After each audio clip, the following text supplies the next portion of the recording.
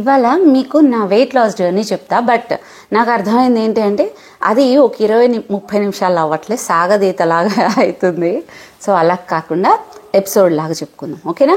So first episode వచ్చి నేను జానుని delivery అయ్యాక ఎలాగో వెయిట్ లాస్ అయ్యాను అది చెప్తాం. సో ఫస్ట్ పార్ట్ ఇది. దీంట్లో నేను ఎట్లా వెయిట్ లాస్ అయ్యాను అంటే, బేసిక్గా నేను చిన్నప్పటి నుంచి ఫుడీని ఏం కాదు, కానీ చబీగానే ఉండేదాన్ని.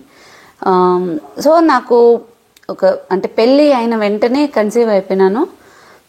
నేను హౌస్ సర్జన్ కంప్లీట్ చేయలే, లైక్ ఫైనల్ ఇయర్ వరకు చేసి ఆగినా అంతే. సో వెంటనే కన్సీవ్ అయిపోవడం, అప్పటికే నేను పెళ్ళి టైంకే నేను వెయిట్ 70+ ఉన్నాను. అండ్ నేను ఒక డెలివరీ అయ్యే టైంకి ఆల్మోస్ట్ 80 క్రాస్ చేశాను.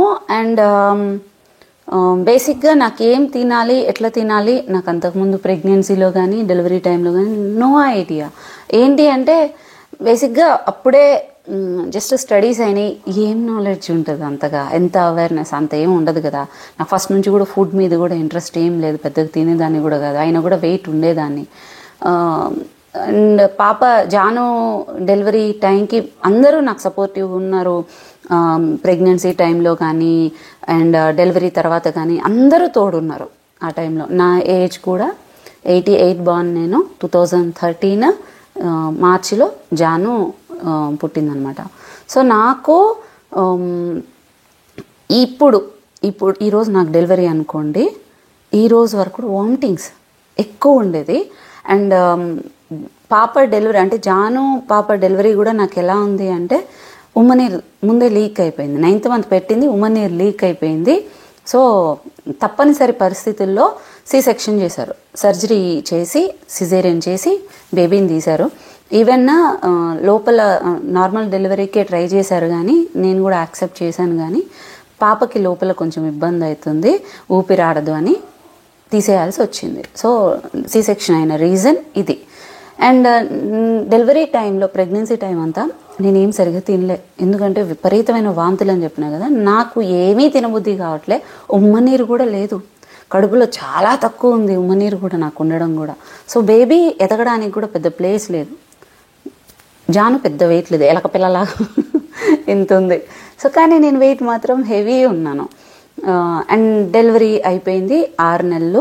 ఆ టైంలో అత్తమ్మ వాళ్ళు ఉన్నారు, అందరూ ఉన్నారు, అమ్మ వాళ్ళు అందరూ, అటు వాళ్ళు ఒక నెల ఇటు ఒక నెల అందరూ ఇంటికి వచ్చి మంచి చూసుకుంటున్నారు. నాకు కూడా ఫుడ్ విషయంలో అంతా బాగానే ఉన్నింది. సో ఆ టైంలో ఏమైందంటే 6వ నెల అంటే పాపకు 6 నెలలు వచ్చాక ఇంక నేను హౌస్ సర్జన్ జాయిన్ అవ్వాలి, నేను కంప్లీట్ చేసేసుకోవాలి కదా. సో 6వ నెలలోనే ఇంకెలాగో అమ్మ వాళ్ళు కాళహస్తి, నేను మాది వచ్చేసి తిరుపతి, అంటే మా కాలేజ్ ఉండేది వచ్చేసి ఎస్వి ఆయుర్వేద మెడికల్ కాలేజ్, నేను తిరుపతిలో చదువుకున్నాను. సో నేను అక్కడ కంప్లీట్ చేయాలి. ఏముంది అమ్మ వాళ్ళ దగ్గర పెట్టేసి నేను అప్ అండ్ డౌన్ చేద్దాం అనుకునేసి నన్ను కదిరి నుంచి పంపించారు.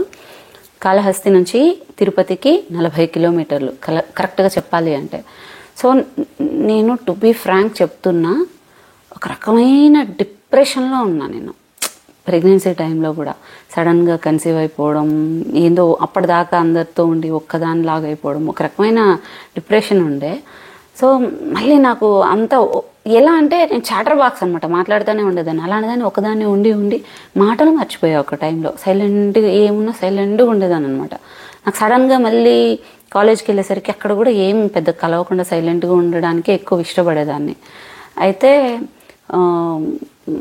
నేను ఆ టైంలో నేను వెళ్ళే టైంకి nearly 95 to 100. To be frank నాది కొంచెం బోన్ వెయిట్ కూడా ఉంటుంది, బట్ నేను ఉన్నంత వెయిట్ కూడా కనబడను, కానీ దగ్గర 100కి టచ్ చేసేస్తున్నా. నా హైట్ కూడా నేనేం పెద్ద హైట్ ఏం కాదు, 5'4", 5'5" మధ్యలో ఉంటాను. కాళ్ళు కొంచెం పొడుగు వల్ల హైట్ లాగా చీర కట్టినప్పుడు హైట్ లాగా వస్తుంది అనమాట, కనిపిస్తాను అట్లా, ఒక ఇల్యూజన్ క్రియేట్ అవుతుంది కాళ్ళు పొడుగ్గా ఉండడం వల్ల. అయితే నేను 100 వరకు వెళ్ళిపోయినాను. నా ఫ్రెండ్స్ అందరికీ అప్పటికే హౌస్ సర్జన్ అయిపోయింది, బట్ కొంతమంది ఉన్నారనమాట పీజీ జాయిన్ అవ్వడానికి దానికి. నాకు డ్యూటీకి కూడా ఇబ్బంది అయింది, డ్యూటీ అక్కడ జూనియర్ డాక్టర్గా డ్యూటీ చేయడానికి కూడా చాలా ఇబ్బంది అయింది. ఎందుకంటే స్టెప్స్ అంతా ఎక్కి దిగుతా ఉంటే ఆయాసపడుతున్నా అన్నట్లు. అక్కడ మా డాక్టర్ చూసి, మా లెక్చరర్ చూసి మా పిలిచి చెప్పారనమాట ఆవిడ, నువ్వు ఈవెన్ స్టెప్స్ ఎక్కేటప్పుడు కూడా చాలా ఆయాసపడుతున్నావు, నీకు అర్థమవుతుందా, ఒకసారి వెయిట్ తక్కువ అని.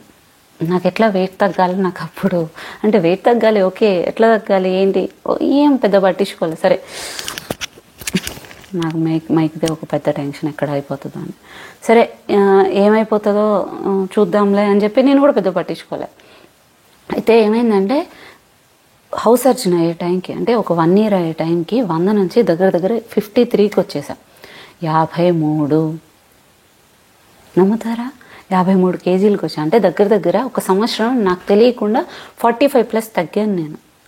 ఎట్లా తగ్గాను అంటే నేను చేసింది ఒక్కటే, నేను బాగా అంటే అప్పుడు కూడా నేను పెద్దగా అబ్జర్వ్ చేయలేను నేను దీన్ని. ఆ తర్వాత నేను 2016లో ఇది సెకండ్ పార్ట్లో చెప్తా ఎలా తగ్గాలి అన్నప్పుడు, నేను ఫస్ట్ ఎట్లా తగ్గిపోయినా మళ్ళీ ఎట్లా పెరిగిపోయినాను సంవత్సరంలో, మళ్ళీ ఎట్లా తగ్గాలనే నన్ను నేను ఒకసారి అంచనా వేసుకునేటప్పుడు నాకు అర్థమైంది ఏంటి అంటే, ఇక్కడ నేను 4-4:30కే లేస్తున్నా. పాపకి 6 నెలలు, జాను పాపకి 6 నెలలు.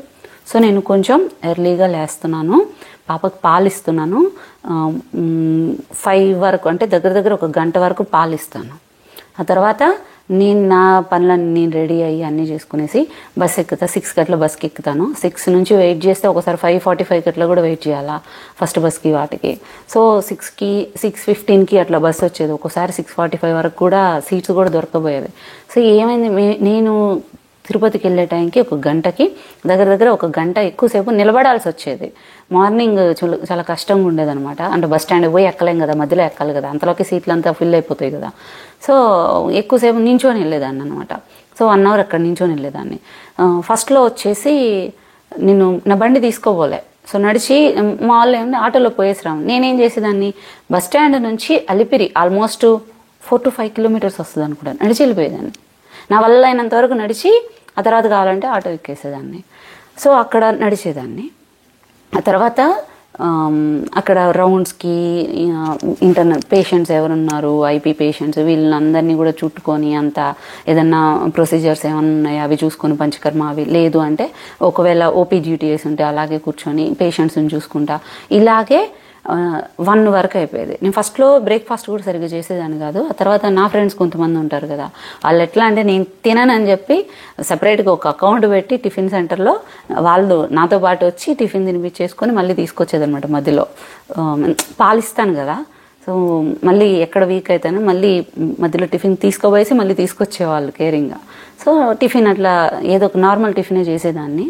అండ్ మధ్యాహ్నం వచ్చేసి 2 అయ్యేది, 2:30 అయిపోయేది. అక్కడ డిపార్ట్మెంట్ ఏ పోస్టింగ్ చేస్తారో తెలియదు కదా, ఒక్కొక్క మంత్ ఒక్కొక్క డిపార్ట్మెంట్ ఉంటుంది పోస్టింగ్. సో ఆ పోస్టింగ్ని బట్టి ఒక్కోసారి 1:30, ఒకసారి 2:30 ఇలా అయిపోయేది. అక్కడ వరకు పేషెంట్తో మాట్లాడడం, అటు ఇటు తిరగడం, అంటే యాక్టివ్గానే ఉండేది. ఆ తర్వాత అంటే నేను హాస్టలర్ని అప్పటిదాకా, కానీ ఇప్పుడు నేను హాస్టలర్ని కాదు కదా, నేను డే స్కాలర్ని కదా, తినడానికి ఉండదనమాట. మా హాస్టల్లో పాపం అక్కడ ఉంటారు కదా మెస్లో వాళ్ళంతా. ఒక్క నిమిషం, జాను వచ్చింది ఆగదు. ఎక్కడి వరకు వచ్చాను, తర్వాత 2:30 అట్లా అయిపోయేది. నేను డే స్కాలర్ని కాబట్టి నాకు అక్కడ ఫుడ్ ఫెసిలిటీ ఉండదు. అయినా మా వాళ్ళు పెట్టడానికి ట్రై చేసేవాళ్ళు. నేను మ్యాక్సిమం నేను తినేదాన్ని కాదు, ఎందుకంటే బేసిక్గా నాకు ఆకలి ఉండేది కాదు.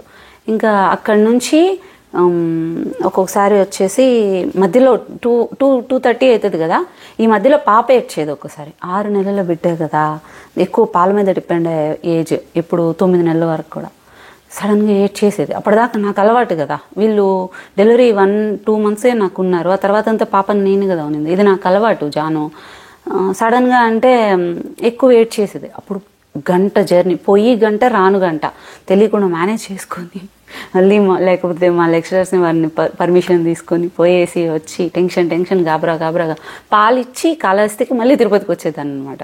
సో మళ్ళీ 2:30 అలాగా వెళ్ళిపోతే ఒక్కోసారి సెగ ఎక్కువ ఉంటుంది, ఎండ. నేను జాయిన్ అయింది వచ్చేసి సెప్టెంబర్లో జాయిన్ అయినాను. 3 months కంతా కూడా March నుంచి ఎండలు విపరీతంగా వచ్చినాయి.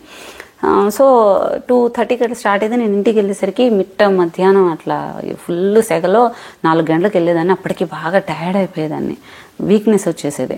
మళ్ళీ పాపకు పాలు ఇవ్వాలి కదా, వెయిట్ చేస్తూ ఉంటుంది. మళ్ళీ పాపకు పాలు ఇచ్చుకొని అప్పటికే అమ్మ అన్నీ తినిపించేసి ఉండేది. మా చెల్లి ఒక అమ్మాయి, ఇంకో దివ్య అని చెల్లి ఉండేది. తను జాను కోసమే ఎంటెక్ ఆపుకుందనమాట, తను చూసుకోవడం కోసమే పాపం. ఇంకా తనంతా అమ్మ దివ్య చూసుకునేవాళ్ళు. ఇంక నేను వెళ్ళి పాలిష్ చేసి ఒక గంట, నాకు ఒక అలవాటు ఉంటుంది ఫస్ట్ నుంచి కూడా, ఈ మధ్య తప్పిందిలే కానీ ఒక 1 year నుంచి ఈవినింగ్ టైంలో మాత్రం 1 hour పైన అటు ఇటు ఎండకు తిరుగుతా సాయంత్రం ఖచ్చితంగా. నాకు అదొక అలవాటు, పాటలు వింటునో ఏదో ఒకటి సన్సెట్ చూస్తా అలాగా. ఈ మధ్య నేను కొంచెం తగ్గించిన ఈ 6 నెలలు. అంతకుముందు ఇక్కడ కూడా ఎక్కువ పిక్స్ అవి కూడా పెడుతుంటా స్టేటస్లో, సెన్సెట్ అవి చాలా రిలాక్స్డ్గా ఉంటుంది. సో 1 hour మాత్రం మెల్లగానే నడుస్తూనే ఏదో ఒక పాటలు వింటా రిలాక్స్ అయ్యేదాన్ని. ఆ తర్వాత 7-7:30కి తినేస్తా, లేకుంటే 8 లోపలనే ఇంట్లో ఏం చేస్తే అది, కానీ లిమిట్గా తింటాను. నేను ఫస్ట్ నుంచి కూడా ఎక్కువ తినేదాన్ని కాదు, లిమిట్గా తింటాను, హోమ్ ఫుడ్డే. అండ్ నాకు బయట నుంచి నాకు ప్లస్ పాయింట్ ఏంటంటే, కొంతమంది బయట ఫుడ్ ఎక్కువ ఇష్టపడతారు, ఆయిల్ ఫ్రెంచ్ ఫ్రైస్ అని చెప్పి ఏదేదో. నాకు అవి అలవాట్లేదు, ఫస్ట్ నుంచి కూడా పెద్ద ఇష్టపడినాం. సో అది దాని జోలికి పోయేదాన్ని కాదు. మళ్ళీ త్వరగానే పడుకొని నిద్రపోయేసేదాన్ని. ఈ మధ్యలో వాటర్, అంటే మనం ఫీడింగ్ ఇచ్చేది కదా, వాటర్ బాగా తీసుకునేది కూడా నాకు అలవాటే. సో నార్మల్ ఫుడ్డే, డే మొత్తం యాక్టివ్గా ఉన్నాను. కాకపోతే నేను 9:30కి అంతా పడుకునేస్తున్నాను. సో నేను ఎర్లీగా 4-4:30కి లేస్తున్నా, బ్రహ్మముహూర్తంలో 9కి అంతా పడుకుంటున్నాను. ఫుడ్ తింటున్నాను, బట్ లిమిటెడ్గా తింటున్నాను. 1 year వచ్చేసరికి నా వెయిట్ వచ్చేసి ఆల్మోస్ట్ 53 to 55 ఉంది. నాకు చాలా బాగా గుర్తు, అప్పట్లో బాగా ఫస్ట్లో కదా వెయిట్ బాగా చూసుకునేది, 53 to 55 నా హౌస్ సర్జన్ కంప్లీట్ అయ్యే టైంకి. కానీ ఇక్కడ ఒక నెగిటివ్ ఉంది, ఏంటి అంటే ఇప్పుడున్నట్లు నా స్కిన్ లేదు. అప్పుడు ఏంటంటే నేను న్యూట్రిషియస్గా ఫుడ్ తినలేదు అండ్ వీక్గా ఉండేదాన్ని. అంటే ఇప్పుడు ఒక డెలివరీ తర్వాత ఒక మంచి హెల్దీ ఫుడ్ తీసుకోవడం అట్లా లేదు. అండ్ ఒక స్ట్రెస్లో ఉండేదాన్ని, ఇంటికి దూరంగా అటు ఇటు కదిరికి, అటు కాళహస్తి తిరుపతి జర్నీలో నాకు చాలా స్ట్రెస్ఫుల్గా అనిపించింది. నాకు ఆ జర్నీస్ని, ఎమోషన్స్ని బ్యాలెన్స్ చేయడం, వీటిని నాకు రాలేదు, చాలా ఇబ్బంది అనిపించింది. పేషెంట్స్ మధ్యలో ఏదైనా ప్రాబ్లం వస్తే అటు ఇటు మెంటల్ స్ట్రెస్ మాత్రం చాలా ఎక్కువ ఉండేది. సో దానివల్ల ఏమైందంటే నేను తగ్గాను, కానీ ఫేస్ కలగలేదు, లూజ్ స్కిన్ ఉంది, అంత షైనీగా అలాగా ఏం లేను, లూజ్ స్కిన్ ఉంది. అండ్ నేను వీక్ ఉన్నాను, చూడ్డగానే ఇప్పుడు బక్కగా అయిన తర్వాత అరే వీక్గా ఉన్నారు అనిపిస్తారు. ఇప్పుడు సేమ్ వెయిట్ ఆల్మోస్ట్ 4-5 kgs అటు ఇటు ఉంటా, బట్ పుష్టిగా కనిపిస్తుంది, చక్కగా మంచిగా మస్కులర్గా బాగా కనిపిస్తాను. కానీ అప్పుడు ఎట్లా అంటే ఇది ఇంద్రా, ఇది ఒక ఎముకల బొమ్మలాగా అయిపోయింది, పైనుంచి కింద దాకా. సో ఇక్కడ నేను అబ్జర్వ్ చేసుకుని నన్ను నేను ఎక్కువ అనాలిసిస్ నేను దాంట్లో నాకు అర్థమైంది, నాకు ప్లస్ అయింది వచ్చేసి నేను బ్రహ్మముహూర్తంలో లేవడం, త్వరగా పడుకోవడం. అండ్ ఇంకొకటి నా ఫుడ్ హ్యాబిట్స్, నేను చెత్త తినలేదు, మైదా ఇట్లాంటి జోలికి పోలేదు, and time to time food తింటున్నాను. అండ్ వాటర్ ఇంటేక్ కూడా బాగుంది, ఫీడింగ్ కూడా చక్కగా పాలంతా బాగా ఇస్తున్నాను, పాపతోటి అంతా ఆడుకోవడం అది బాగానే ఉంది. నెగిటివ్ ఏంటి అంటే నేను న్యూట్రిషియస్గా ఫుడ్ ఇవ్వలేదు, మంచి ప్రోటీన్ రిచ్ ఇట్లాంటివి ఏమి ఇవ్వలేదు, ఫైబర్ అట్లాంటివి ఇవ్వలేదు. దీనివల్ల ఏమైందంటే నాకు కాన్స్టిపేషన్ ప్రాబ్లం వచ్చింది, ఈవెన్ పైల్స్ కూడా అనుకున్నాం, బట్ దాని ఫుడ్ తోటి కొంచెం ఆయుర్వేద మెడిసిన్ తోటి రికవర్ అయ్యాను. డెలివరీ తర్వాత చాలా మందికి ఉంటుంది ఇది కాన్స్టిపేషన్, మోషన్ సరిగా అవ్వలేకపోవడం, ఇలాంటి ప్రాబ్లమ్స్ ఉంటాయి. సో అది ప్రాబ్లం అయింది మధ్యలో, బట్ నేను దాని నుంచి రికవర్ అయ్యాను. అండ్ ఇంకొకటి ప్రాబ్లం ఏంటి వచ్చిందంటే పింపుల్స్. ఈ ప్రెగ్నెన్సీ టైంలో ఇది ఒక్కటి పింపుల్, స్కిన్ డ్యామేజ్ అదొకటి ఉంది నాకు. ఈవెన్ తగ్గిన తర్వాత కూడా నాకేం పెద్దగా అది రికవరీ కనబడలేదు, ఎందుకంటే నేను మళ్ళీ ఫొటోస్ సో అది న్యూట్రిషియస్గా లేదు ఫుడ్, అండ్ లూజ్ స్కిన్ ఉంది, పొట్ట ఉంది ఎంతో కొంత, ఎందుకంటే నేనేం టోన్ చేసుకోలేదు, నేను ఎలాంటి వర్కౌట్ ఏం చేయలేదు కదా. సో అంత 45 kg దగ్గర తగ్గినప్పుడు ఎలాస్టిసిటీ అంతా స్కిన్కి పోతుంది కదా, లూజ్ స్కిన్ ఉంటుంది, పొట్ట అదంతా టోన్డ్గా లేదు, తగ్గిపోయినాను అంతే, స్ట్రెంగ్త్ లేదు. ఇది నేను అబ్జర్వ్ చేసుకుంది, ఇది ఫస్ట్ పార్ట్. సో మనకు స్పెషల్గా కాదు, బ్యాలెన్స్డ్గా ఉన్నప్పుడు వెయిట్ వద్దన్నా తగ్గుతారు, కానీ సేమ్ స్ట్రెంగ్త్, మంచి స్కిన్, మంచి హెయిర్ ఇట్లాంటివన్నీ కూడా ఎక్స్పెక్ట్ చేయకూడదు అన్నమాట. వెయిట్ తగ్గడం ఈజీ, బట్ ఇక్కడ కాన్సెప్ట్ పార్ట్ 1లో నాకు అర్థమైంది, కష్టం వెయిట్ లాస్ కాదు, ఫ్యాట్ లాస్. సెకండ్ పార్ట్ రేపు చెప్తా.